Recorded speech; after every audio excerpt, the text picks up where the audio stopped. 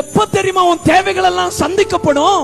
இந்த வசனம் சொல்லுகிறது, எலியா ஒரு சாரிபாத்தில் இருக்கிற ஒரு விதவையுடைய வீட்டுக்குள்ள போகிறார். விதவையுடைய வீட்டுக்குள்ள போகும்போது விதவையானவள் அந்த வீட்டுல என்ன மாதிரி நிலைமையில இருக்கிறான்னா, நானும் என் பிள்ளையாண்டானும் கடைசி சாப்பாடு இருக்குது, அதை சாப்பிட்டு செத்துடலாம் என்று நினைக்கிறோம். எலியா சொல்றாரு, நான் முதல் சாப்பாடு எனக்கு கூட.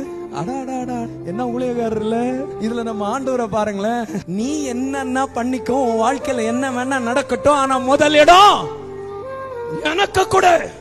இல்ல ஆண்டவரே, எனக்கு வேலை இல்ல ஆண்டவரே, எனக்கு என் புள்ள எல்லாம் ஆண்டவரே எக்ஸாம். ஆண்டவர் சொல்றாரு, அந்த என்ன மண்ணு வேணா நீ பண்ணிக்கோ, எந்த மண்ணாகண்டி வேணா நீ சுமந்துக்கோ, ஆனா முதலிடம் எனக்கு. ஏன் தெரியுமா? சில பேர் இந்த பேக்லயே இருக்காங்க, இன்னும் இங்க வரல. ஏன்னா அந்த முதல் இடத்தை கர்த்தருக்கு கொடுக்க தெரியல.